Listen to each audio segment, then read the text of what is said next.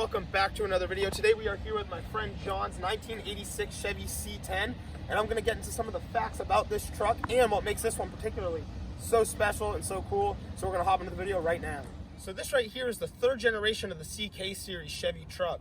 They ranged from 1973 to 1987, and they were nicknamed the Square Body, and from factory they were named the Round Line, which is kind of funny. So the purpose of the CK series on the third generation of these trucks was to double down as a full-time work truck and a daily driver. So it was a little more comfortable for the everyday person to just get in, go cross country if they wanted, or use it to, go work on job sites. Funny thing too that they were trying to do with the Chevy truck is compared to the second generation, they were trying to make it more aerodynamic, which is a literal box.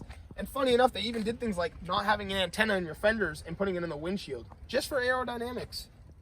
So back in the day, if you wanted a square body Chevy, there was so many different options for these trucks. You could get a regular cab short bed, you could get a four-door long bed, you could get a regular cab long bed. You could not get a four-door short bed. They even came with a dualies option where you would have dualies in the rear. And these trucks also had a pretty wide range of trim levels. The highest for the GMC being the High Sierra, and for the Chevy, it was the Silverado trim package. You had your GMCs and your Chevy square bodies. And on top of all that, they also had their SUV line with the Jimmys, the Blazers, and the Suburbans. And in having such a large platform of square body vehicles made parts super accessible. I mean, these trucks have a large fan base. There's such a large aftermarket support and parts for these trucks, which make it such a great customizable vehicle and affordable to keep on the road. So really quickly too, I just want to clarify. So when they made these trucks, they called them the CK series, and the C just stands for two-wheel drive, and the K stood for their four-wheel drive models. And in the first year in 1973, they sold over 1 million units of these trucks. So when these trucks were first made in 1973, they had a single round headlight on each side. Then about 1981 came around, and they started doing the quad headlights. Also, as an option, you could also get just a front square headlight, and the lower one would be your blinker. So most parts for these trucks were pretty interchangeable from about typically the years 1973 to 1980 and then 1981 to 1987. And essentially what it was is the newer models, they had a sloping hood on the newer models. The wipers changed spots in the cowls. These ones had a different grille, and like I said, they had different headlights, and you had a side marker in the fender. So, compared to previous generations, the truck's wheelbase on the third generation was actually stretched to give it a smoother and quieter ride as well. So when getting a square body Chevy, these trucks also had a large range of engines you could get. So in the first couple years, you could get small blocks, big blocks, or inline sixes. In the first year in 1973, it came out with a 250 or 292 cubic inch inline six, and 3 different V8 options. You could get a 307, a 305, and a 454 as well, which made up to about 230 horsepower and 360 pound-feet of torque. Another cool thing too is the 350 even then still made a respectable 175 horsepower and 275 foot-pounds of torque. Over the next 10 years, the 307 was replaced with a 305 and a 400 cubic inch engine. Around the time of the 80s, the engine lineup was very simple, with either the options of a 305 or a 350, or a 454 as the choices of V8s. Then a 262 cubic inch V6, better known as the 4.3, was introduced to the truck about midway through the 80s, replacing the straight 6 option. Even in 1982, a 6.2 liter diesel Detroit engine was offered as an option. But with all this being said, I want to say I think this truck is a perfect project truck just for anybody. It's got just that big amazing platform because you have all the different options. And on top of that, the parts are super interchangeable. They're very accessible, very affordable. And there's so many different builds. You could build your bagged dually style build. You can lower them down. You can lift them for off-road. They're great for everyday drivers today. These trucks do not die, and that's why they're still on the road. And even back in the day in 1987, you could pick one of these trucks up for brand new for just under $8,000.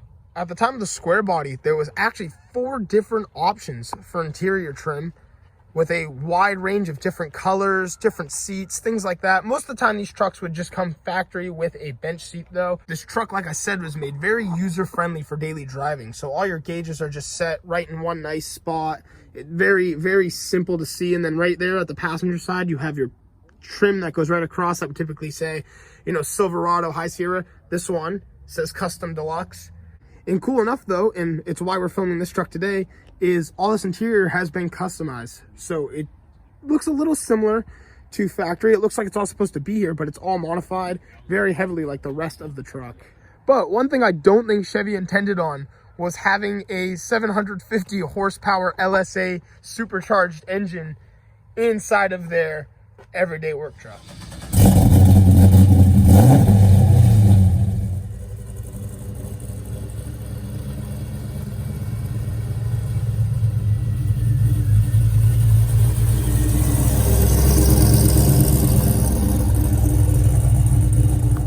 Alright guys, so we are in the square body Chevy now, and my first impressions is this thing is really comfy. One really nice thing too, I mean, especially if you have a square body of your own, you might notice we're sitting a little taller. The bench seats sit real low, and I really like this. I mean, you have full vision, you can see everything that's going on. This truck sounds amazing too. I mean, it is, what a beautiful ride. Alright, so now we're going to talk about some of the things that make this truck so special. This truck has been swapped with an LSA supercharged 6-liter backed by a T56 trans. The engine is actually out of a 2008 Silverado. So this truck has fully custom suspension, it has custom brakes, different wheels, full custom interior. I mean, there is so much to love on this truck, and we're going to get into everything right now. So on the square body Chevy, they came factory with front disc brakes and rear drums. This truck has since been converted to a full 4-wheel disc brake conversion. In the front, like I said, they obviously had discs from factory. So this one's been swapped to Willwood rotors and calipers. And in the rear here, it has the full drum to disc conversion with also Willwood calipers and discs. Another thing that's cool to note too on this truck is the staggered wheel setup and the attention to detail. So this is on some American Racing wheels, and since this truck is orange, the lettering in the American Racing has also been hand painted orange, which is just super cool to see. This truck is backed by some 305 drag radials by Nitto. On the back here, it's got a 3-inch Holley exhaust all the way down. It sounds beautiful. And the owner, when he got the truck, it originally had a roll pan, put this bumper on the back, which gives it a really, really good look. So, I mean, right back here, this rear suspension setup is beautiful. So this has Mosier axles. It has a thick Beltec sway bar link back here. This has adjustable QA1 shocks. The owner at one point went back to, they're just factory leaf springs, but they're new factory leaf springs. It has Caltrack bars on the side. I mean, this thing is just set right up. Kind of a funny story, too. The owner was telling me throughout time, he has changed the rear gears in this 4 different times and is actually considering putting taller gears in it. Currently, at this moment, it has 410 gears. So as far as suspension in the front here, we have CCP tubular control arms, upper and lower. It has a coil-over conversion kit. You can see it right through there, which is just awesome. This truck also has the Viking double adjustable shocks as well, and you can see the giant Beltec sway bar link right in the front here as well. So really quick, I want to talk a little bit about the story of this truck as well. So this truck was purchased in 2016, the fall of 2016. And the owner originally purchased this truck because it was time for a new project. Originally, he had a little Jeep Wrangler that he was going to LS swap, but being such a short wheelbase and having all that power was a little sketchy. So that's decided to go with something a little bit bigger. He's always been into hot rods. Cool about this truck, it was already a solid painted truck. So it was a perfect shell to just start working on. So this truck originally had a 350 with a leaky rear main seal bolted up to a turbo 350, so that's the automatic trans. He said when he did the LS swap, it was actually pretty straightforward, pretty simple. But the more complicated part was swapping the truck to a manual, because you had to cut the hole in the floorboards to fit that in there. But it all looks factory. I mean, it looks like it's just meant to be there. So right after the life of the 350 in this truck, a 406 small block was dropped into it that made 500 horsepower at the crank. He drove it for about 2 years, ditched that, and now we have this beautiful LSA supercharged 6-liter. So when this engine was originally picked up, like I said, it came right out of a 2008 Silverado. And when the owner got the engine home, he started just tearing it down. You know, he just wanted to check it out. So he pulled off the cylinder heads, and the cylinder walls looked like glass. I mean, it was just in great condition. So he dropped a big NA cam in there. He added a Holley Terminator X ECU and a whole new fuel system, fuel management to keep up with what he had done. And at the time, the truck was only NA as well. So the supercharger didn't come along until about another year after. So just among a couple upgrades for you guys, this has a Stage 2 Texas Speed cam. For valve train upgrades, it's got matching springs and the bronze trunnion upgrade as well. So something else that's really cool to know is about a year after the truck being NA, the owner finally decided to go with a LSA supercharger. And a cool little fact about the difference of it being supercharged is when it was NA, it tracked at 109 miles per hour in the quarter mile. And after the supercharger, it tracked at 119.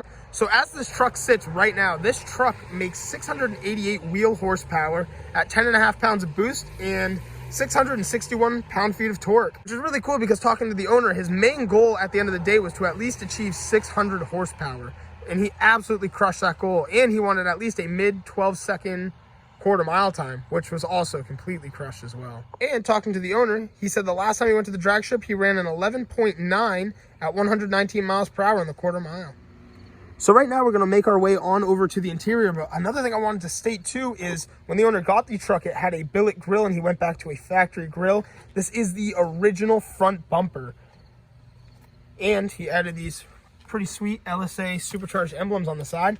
And now we're going to jump into the interior. So this truck is featuring a 90s-ish style wheel out of one of the OBS Chevys with a tilt column as well, which is pretty cool. So initially, this truck would have came factory with a bench seat, but right now, the owner has switched over to these custom-made Pro Car Rally bucket seats, which are a beautiful fit for this truck. It has a center console as well, and the reason for doing so is because the truck is now standard. And these hold you in your seat a little bit better. Highly recommend if you're building a race car.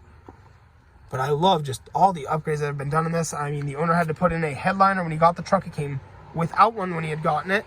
And he put all new carpeting in this. I mean, check out these door panels too. I love the vinyl with the felt. Beautiful. And of course, I want to give a big shout out to our friend Nate for coming out and doing photo shoots for the videos all the time. This is a huge help and just wanted to make sure that was noted. So go follow him at mainartist19 on Instagram. All right, everybody, thank you so much for checking out today's video. We are here at a Chevy dealership right now, wrapping things up, getting some last pictures. But really, I mean, thank you so much to our friend John for taking us out in this truck. This thing is such a beast to go just ride around in. I mean, the Supercharged LS swap, like I said, everything is done head to toe. It is a beautiful truck and was such a fun truck to film. But again, if you want to see some more content in the future, don't forget to hit that like and subscribe, hit the notifications bell, and I will see you all in the next video.